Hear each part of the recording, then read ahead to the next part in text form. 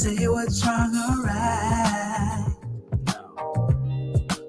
It's not hard to fool me, 'cause I'm addicted to the good life.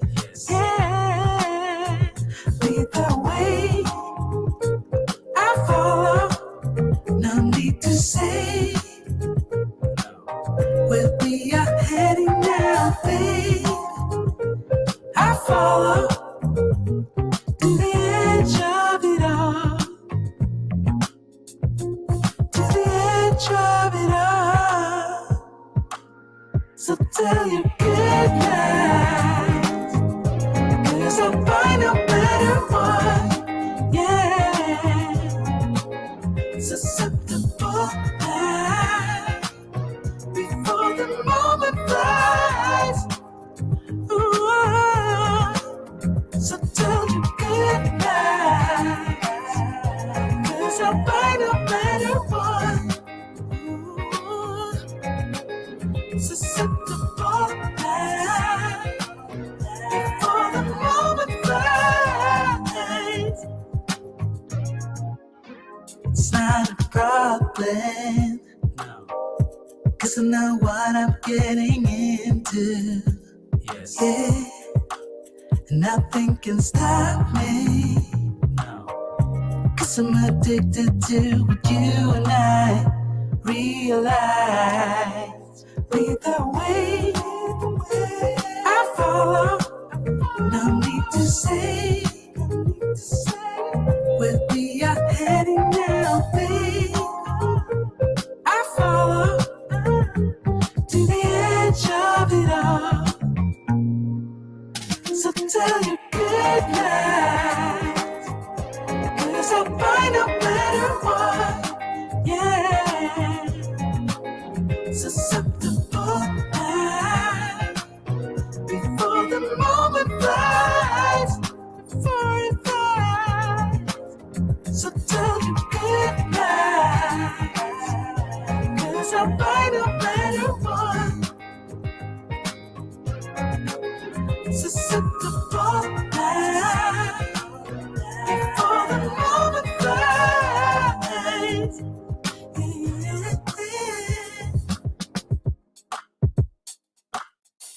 Woo! IBKR Desktop is on its way.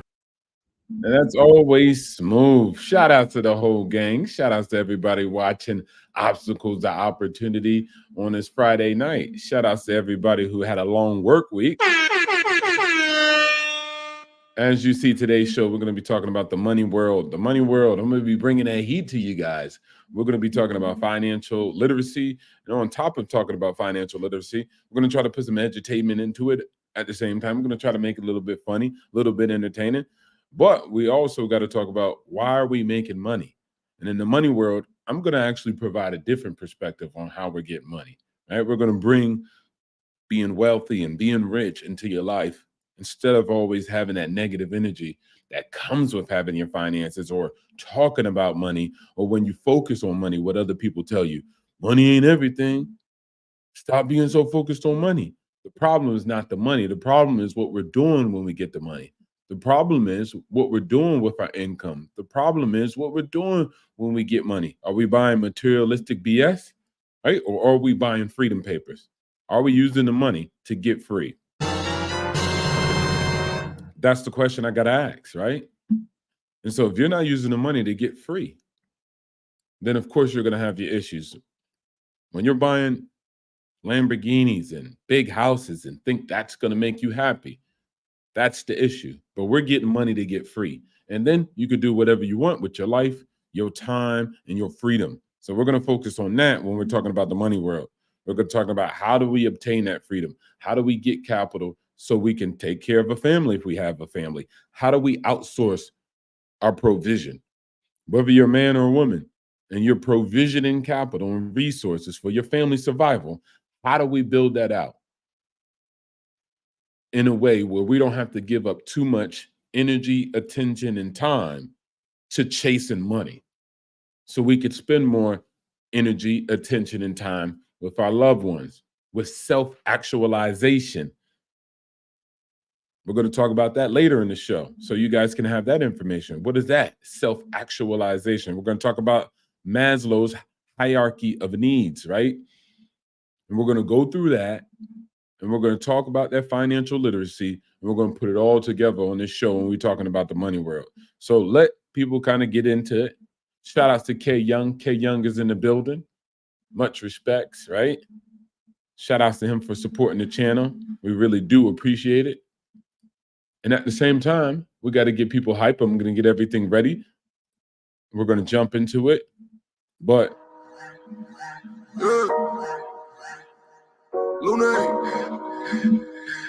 we're going to be rocking with the money world. Money world. El mundo quiere dinero.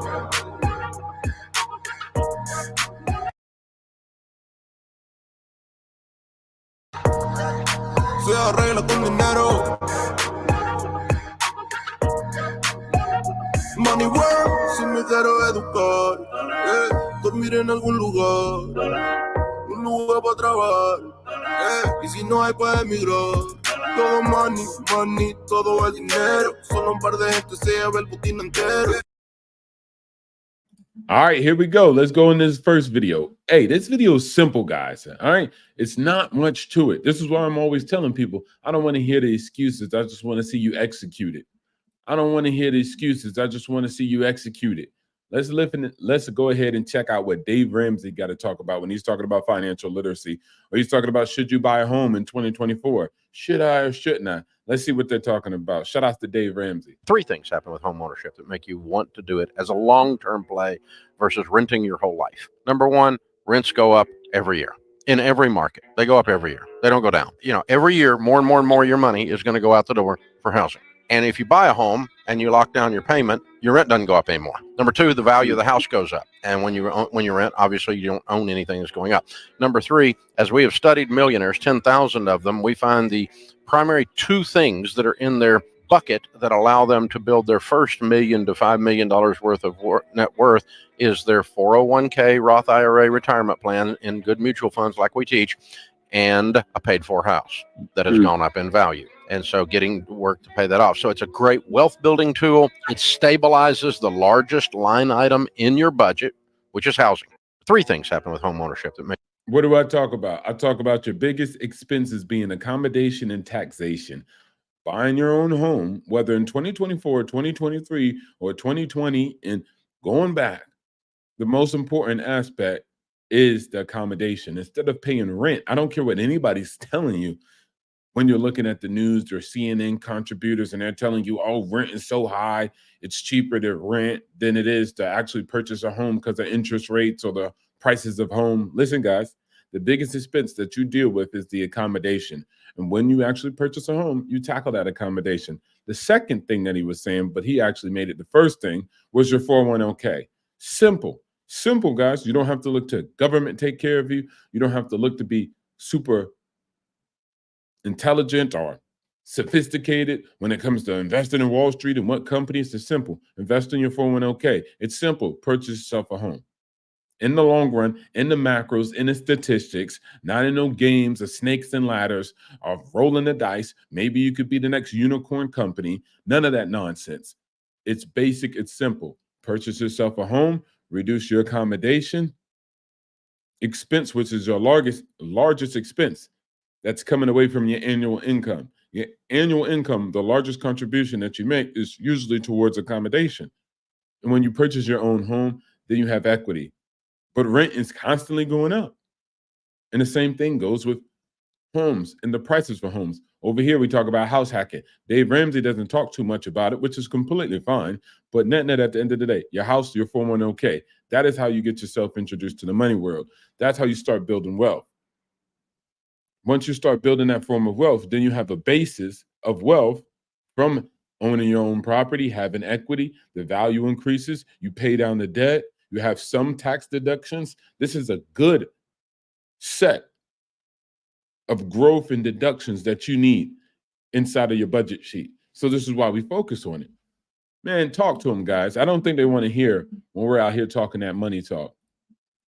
Why is it so important? So therefore, afterwards, you could put yourself in a better situation where you're not struggling. I don't care if you're going to be living in a city for only 3 years or 2 years. Purchase the home. Don't purchase a home. Don't come and live in the money world with us.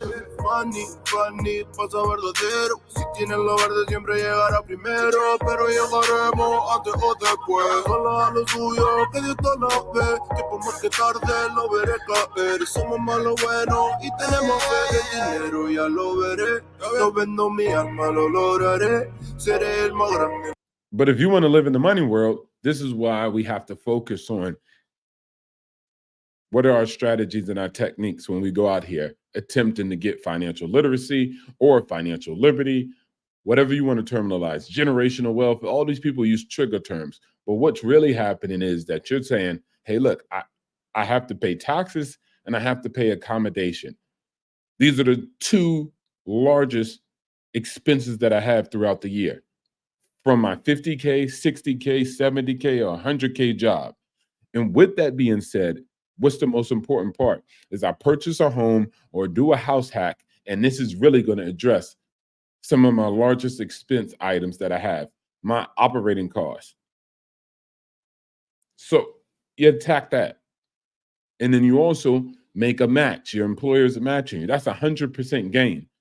Forget trying to figure out what's going to go up 50% or give you a 20% return or a 70% turn in the market by playing, once again, snakes and ladders with particular entities and companies. Is it Apple? Is it this? Is it that? And just focus on, hey, my company matches my 401k. I'll match them and I'll continue that strategy for the long term over my career from different companies, whatever the case may be. It's irrelevant.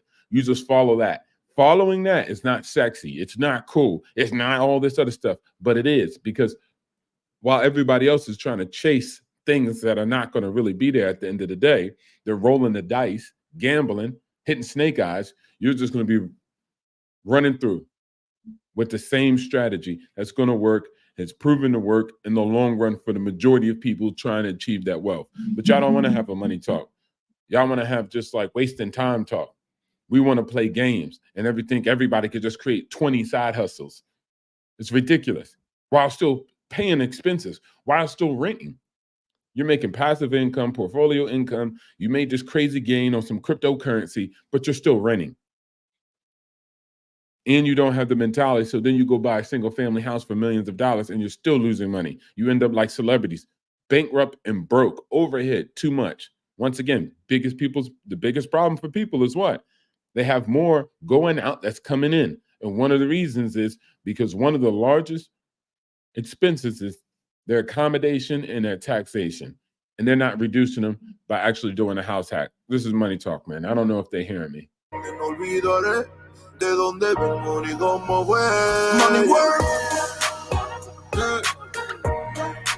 El mundo quiere dinero. Money world. I don't think they want to hear that money talk. I don't think they want to be introduced to the money world. They want to keep playing games. They want to keep acting as if they're doing things, right? There's a big difference between acting and making it happen. So let's move into the next video. Next video is going to describe a couple of things, right? We're going to explain the cash flow quadrant, right?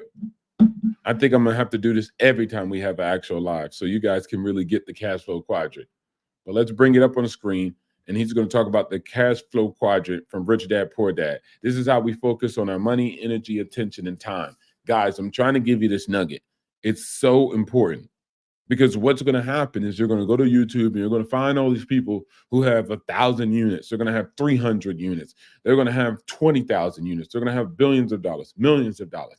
They're going to be trying to induce you to take their course, which is, I'm not saying it's a problem, but they're going to try to get you to take the course, or they're going to try to just help you, provide you with information. The next thing you know, you're going to be losing money, energy, attention, and time chasing the same thing.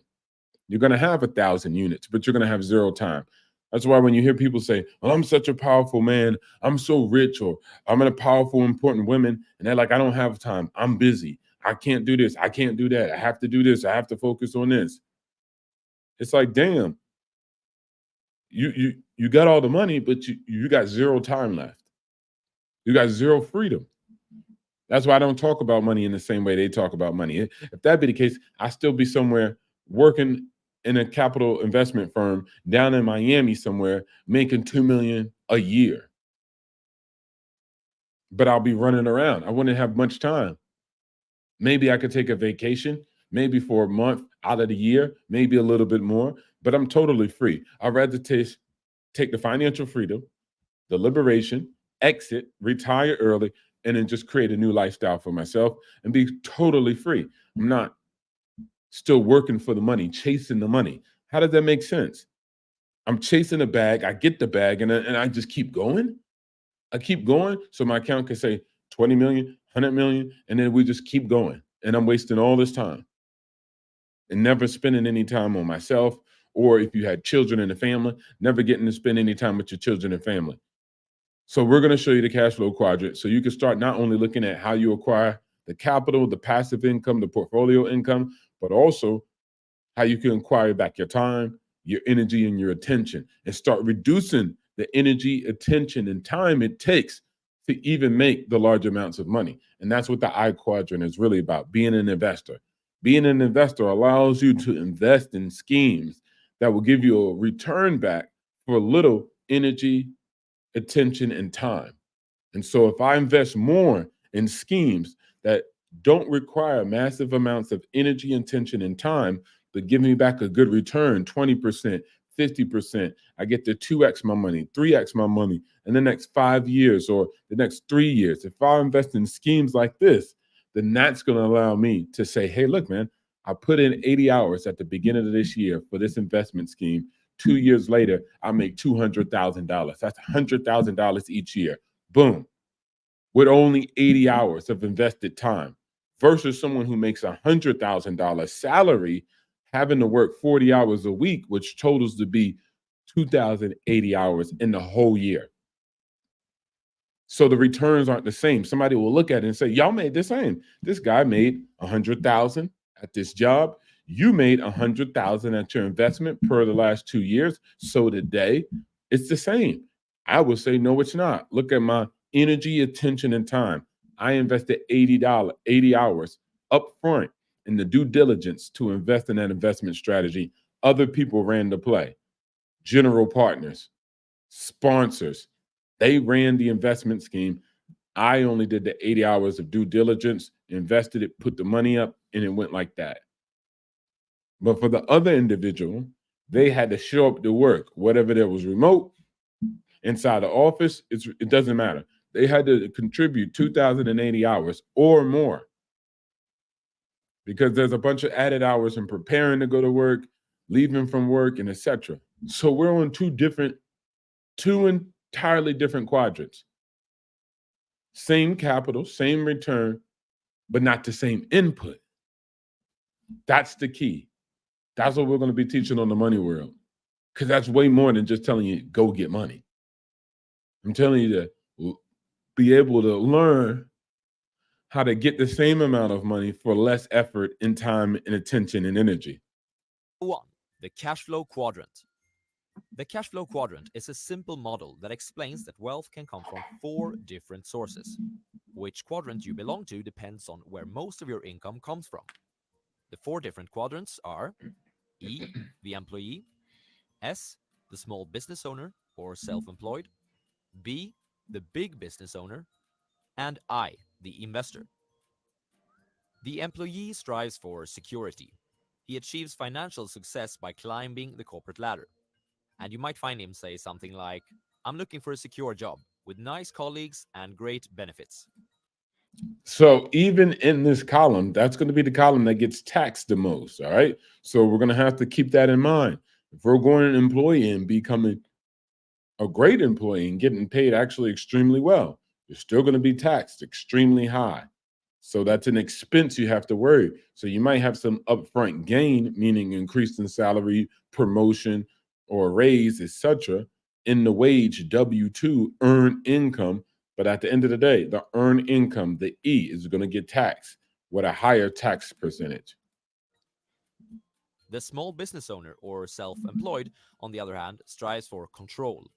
He achieves financial success by becoming highly specialized in a demanding field. And you might find him say something like, I'm looking for a job where I can be compensated well for my skills and time, where I am in charge. So small business, right? A lot of people look to be entrepreneurs or they don't want to work for other people. So they go and attempt their actual shot of achieving wealth or some type of goal via small business or self-employed route, which is interesting. And like I said, there's nothing wrong with utilizing all four quadrants at the same time to get to a destination, right? There's no problem with being an E, S, and then while building into a B, and then eventually at the same time being an I while you still work, or be an I while you're still self-employed. Like, right? There's no rule where you have to only do one. Just introducing all these different types of quadrants into your repertoire and into your financial literacy toolkit is necessary because it gives you the basics of how you're going to move forward, right? You're going to look at it like a manual or a SOP, standard operational procedure of economics. So this is very important to have this. The big business owner strives for freedom. He achieves financial success by creating a profitable business system. And you might hear him say something like, I'm looking for people that are smarter than me to run my business for me. Same thing that you can do in real estate once you scale, right? Or even from the beginning, people will say, well, I don't want to be a real estate owner or landlord because at the end of the day, it's a real full-time job. Not if you're taking this approach, right? If you're taking an approach, I'm looking for people that are smarter than me to run my business for me. And this is a good formula. Whether you take the small business and take it in this type of direction and strategy and method, and even if people will say, I love my job or I love my business and I like doing what I'm doing, still, you need to build it into the big business model because there might come a time when you get injured. There might come a time, a family emergency, where you won't be able to conduct the activities. And if you continue to lead the charge and don't take yourself out of the picture, then that could create a problem where when you do need to take the time off, when you do have an emergency, you don't even have the energy, attention, and time to handle your business.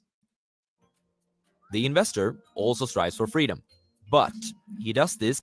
And hence, excuse me, before we go into the investor quadrant, hence why you hear from a lot of guys that are creating businesses and et cetera. They're like, oh, I'm so busy. I got no time for my wife. How could she tell me to create more time for her and get more money? I can't do it. It's an oxymoron. It's not an oxymoron. You just don't have the appropriate strategies to spend more time with your family and make more capital. And there's a way to do it, but you're just going to have a different approach towards how you handle your economics, how you handle generating these different types of earned income, passive, portfolio, etc., capital gains, and etc. You're going to have to get more tools in your toolbox of financial literacy, and then you'll figure out, even with what I'm saying here, is how do we get more return for our buck with less energy, attention, and time. And we have to focus on different type of investment schemes, whether that's something like real estate syndications. That also helps, right? Whether it's also owning property, whether they're a house hack or not, and deciding to actually hire property managers versus you being the manager or also being the landlord, plus the person who manages it and collects money and handles requests. Like, you could take an entirely different approach, right? It's going to take some capital out of the business for expense. It might cost an additional blank amount of dollars for a virtual assistant, but it actually reduces time, energy, and attention, which then you could redirect time, energy, and attention into the other investment scheme that also does the same thing, or back into your family. So once again, it's not only about making the capital. In money world, it's only about making money. It's how do we leverage making money to make money work for us, which reduces the biggest thing that is the most priceless asset that we all have is time. We don't have any more time. You can't manipulate time with money. But what you can do is get back time with money, but you can't create time. In its essence, actually, I would argue against even what I just said. You do create time with actually making capital in a particular way. If you're making more money by being employed as an employee and making earned income, not passive and not portfolio or not capital gains, but earned income or dividends, which is portfolio, but net earned income. And you're like, well, I'm making more earned income money, unless that contract comes with reduced hours, which usually is not the case, then you're still trading in that same energy, attention, and time. And we want to stop that. Let's move forward. Let's go to the investor quadrant and allow him to explain that. Let's go, man. Money world. This through allocating money to where it has the highest expected return. You might hear him say something like, I'm looking for a place where my money can work for me in the most profitable way possible. You see that? I'm looking for a place where my money can work for me in the most profitable way possible. That is why I always emphasize the I quadrant. Out of all of the quadrants, the one of the most important I quadrant is the best because it has that approach to the marketplace. And then this is your life. So let's continue a little bit. Takeaway number 2, OPT and OPM. The number one difference between the left side of the cash flow quadrant and the right side is OPT and OPM. OPT stands for other people's time and OPM for other people's money. A person from the B quadrant uses OPT and OPM when he is designing a business system where he can hire people from the E and S quadrants while using money from people of the I quadrant. Typically, he also invests a lot of his own time to kickstart the business, but in the long run, this is not essential, and becoming a more passive owner of the business is possible. A person from the I quadrant uses OPT to generate income from his money alone, and if he's skilled enough, he can typically apply other people's money as well as his own money to scale his investment profits. All right, so you see that? OPT and OPM, not OPP. Yeah, you know me, right? No, it's these forms of using other people's time and other people's money to scale your investment portfolio. And once again, increase the investment profits. So you hire people, right, in order to increase that return, but also decrease the energy, attention, and time. And so once again, you use other people's time and you use other people's money, because there's a lot of people in society that are looking for a job, looking for jobs, right? So they're not going to come with us on this journey, which is cool, right? More opportunity for us. But net at the end of the day, how do we leverage other people's time and other people's money in order to grow out our portfolios? And it creates a win-win strategy for both parties, because both parties inside of the negotiation are looking for two different things. Just like you have a buyer and a seller. The buyer's looking to acquire, the seller's looking to sell and exit. And this creates a win-win. Well, okay, you're trying to exit. Oh, shoot, I'm trying to acquire. Oh, man, you're trying to acquire? Well, I'm trying to exit. Buyer and seller conversation, right? Other people's time, other people's money. I need some money. Let's say other people's money. I need some capital for this investment. Wow, okay. Well, I need some return on my capital. Win-win. Other people's time. Hey, man, I need somebody to do this task. I have no time to do this task, or I don't want to do this task. I want to actually contribute it out. Hey, man, I'm looking for an opportunity for some earned income, and I'll trade my time in exchange for it. Time and skill. Oh, wow. Okay. I was looking for somebody with time and skill to do these tasks so I wouldn't have to do them. Win-win. Everywhere you look, people have different priorities and different approaches in the marketplace, and focusing and growing OPT and OPM, other people's time and other people's money, and leveraging it as an investor is beneficial for you and the other person. Herein lies the big difference. People from the E and S quadrants never get to use OPT or OPM. Therefore, the more successful they become in their quadrants, the more money they make, but at the same time, their workload increases. See, their workload increases, their time increases. So even in the E and S, you can do great and start outperforming. But what happens is you're not borrowing other people's time or other people's money. Usually, standard, there are exceptions to the rules, but usually you are not. And so, with that being said, you're also providing most of the time more energy, more attention, and more time. That's not the goal, guys. We're trying to reduce that. So this is why the B and the I quadrants are very interesting for those parties, because it allows financial freedom like no other. And I don't think this is explained particularly well in a lot of podcasts or a lot of things on YouTube currently. A lot of people are telling you about financial literacy, which is great. More ideas and more methods and strategies and information in the marketplace is better. But at the end of the day, no one's teaching you this specifically. I might have to build this out into a course and just sell it digitally online, right? But like, we need to allow people to grasp it so they're like, oh man, I understand. Now, if I actually start building out my portfolio this particular way, I require less energy, attention, and time. And then I could redirect that energy, attention, and time that I used to utilize in a high paid job or a high paying, self-employed business, and redirect that energy, attention, and time to family, friends, self-actualization. So we're going to end on this one, but that's a great video. So you could go check that out. And then also at the same time, let's stay tuned to the Money World. It's Friday. Not a lot of people here on Friday because everybody's getting drunk, but that's okay. Se arregla con dinero, dinero. Money world. Yo digo las cosas como son, no quiero ninguna aceptación. Tampoco vengo a pedir perdón porque mis sentimientos se volvieron la canción. Yeah. No me vale mucho como tú me ves, sabes, tú me llegas solo a los pies. Para mí ser grande es un interés, ser un buen humano para mí es un deber. El dinero ya lo veré, no vendo mi alma, lo lograré. Seré el más grande, no olvidaré de dónde vengo ni cómo voy. Money world, yeah. El mundo quiere dinero, yeah.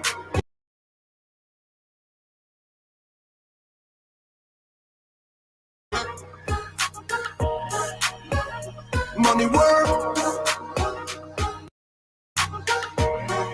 se arregla con dinero. Yes, sir. Yes, sir. So we're going to hit up the last couple of videos, and I'm really going to attempt to combat the narrative that we have out there. And I'm going to keep this stream relatively short, but I want to combat the narrative about money's not everything, right?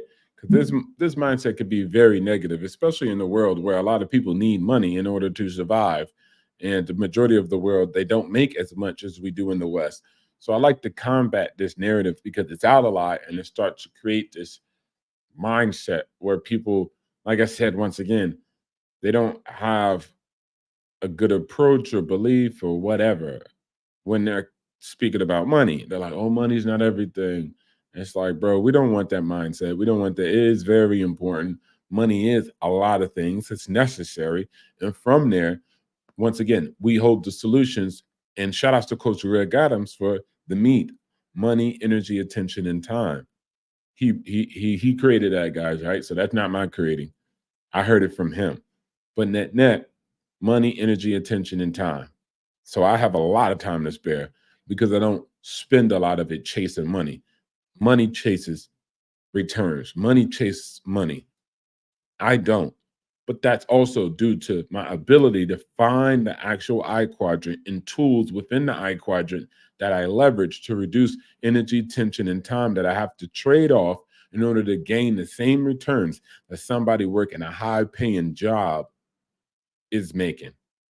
And my taxes are lower because I'm in the I quadrant. If it's over long term, it's 15%. The person who's employed and working gets a higher percentage in a higher taxation after a year of work. Prioritize the job over their kids. I mean, I think I'm providing for my kids. I'm working all day for them. But how many parents come home when the kids are already sleeping and they have nothing to do with their kids? They come home at 8 o'clock, 9 o'clock, the kids are in bed and life goes on. This is the time to build a relationship with them. This is the time to take advantage and opportunity. Because you're saying, oh, what do you mean? I provided for them, I brought the money. But that's not what providing ends. Providing is not just the money, it's providing emotionally to be there for them. People prioritize their job. All right, guys. So people do prioritize their job over kids, not because they prefer to prioritize their job over kids. It's because they're trading time usually, and they need to acquire resources. And of course, it's been like that. People have always worked extremely hard in order to provide for their families in general, men and women. So stop believing fallacies that women were sitting at home and not working. Everybody worked. Everybody was trying to survive. If you talk about a small minority, then go talk about them. But in the macro, everybody worked, and so kids even worked.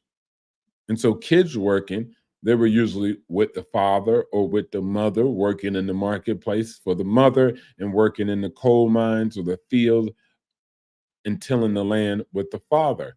So net, they were around their families because most people did agrarian work. Everybody was working on a farm, and the family would be on the farm helping each other farm, right? But now with industrialized models of economies and even service sector economies, then our approach and how things work as far as families and the society as a whole has changed. But this is where we need to leverage money, energy, attention, and time, and look to find those investor skills which will allow us to reduce our energy, attention, and time that we take away currently from our families and ourselves, and then redistribute that back to ourselves. But we have to figure out, what does the 401k and buying a house look like for me? And does that help? And the answer is, it's the higher percentage of allowing people to build towards wealth and have that foundation for being financially literate or financially liberated in the future. All right. Doesn't mean it will happen for sure, but it helps. Let's see what Joe Rogan's talking about. Money is a thing. Okay. With money is people become obsessed with it because it's so difficult to attain, and there's so much societal value put on being wealthy that it becomes the thing instead of a thing. The problem with So see, look, he said something in there where he said money is difficult to obtain. Not really, especially not in the West. And you guys have massive amounts of opportunity. I say this again and again, even digital nomads on this channel a lot. I say it to him. The reason I tell you about the rest of the world and how hard it is to actually obtain capital and actually have investment vehicles and actually purchase a home, it's because it's the world. You live in America, and the countries that are north of you and south of you have a tremendously difficult obstacle and hurdle in order for them to make money and actually acquire a home that you don't have. So in you sobbing about your specific special circumstance, you live in a planet full of 8 billion people in worse situations. So literally, there is no better example of a society or a nation that's way better than yours. So what are we talking about? You're complaining about something that does not exist on the planet. You're complaining about a reality that does not exist on the planet. In your mind, you think property should be cheaper, but the world doesn't operate off your mind.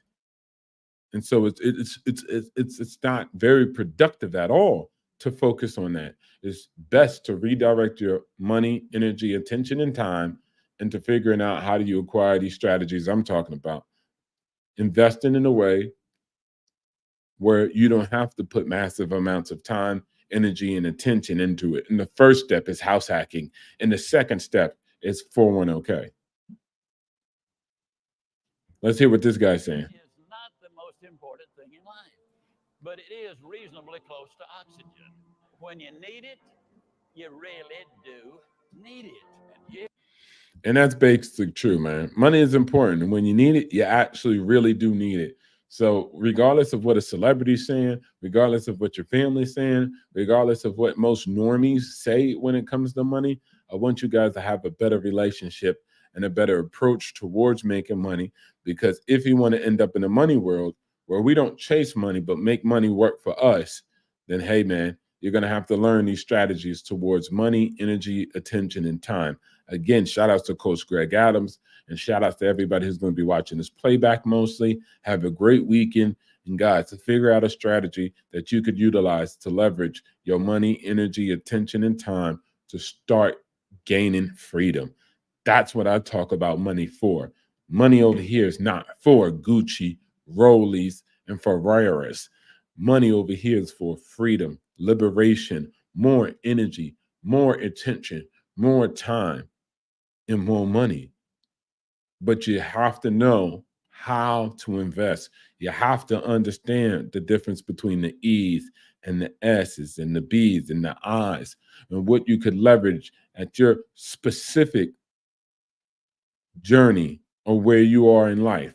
Which one is the best tool to use now? Okay, well, I got my earned income. Wow, that gets tax high. Okay, but I'm house hacking. I'm reducing some expenses that I have on my own personal budget sheet, increasing some cash flow that I didn't have previously, gaining some tax deductions from the real estate, reallocating those deductions from the real estate to the earned income if there is any additional reductions left after I utilize them for my rental returns. After that, then I decide to acquire more investments. After that, then I decide to leverage, get a heat lock, add value, subtract. Man, it all makes sense. You have to utilize all these different tools to grow out your portfolio. And then over time, you start seeing your time decrease from 2,080 hours to make the same amount of money through investment vehicles with only 100 or even 1,000 hours in a year. That is way better. And you have to follow that model. And then you have to reduce your expenses. One of the ways I do that, increase the gap that is extremely large, is I can be fully retired in middle America or even in Miami if I wanted to. Why would I do that?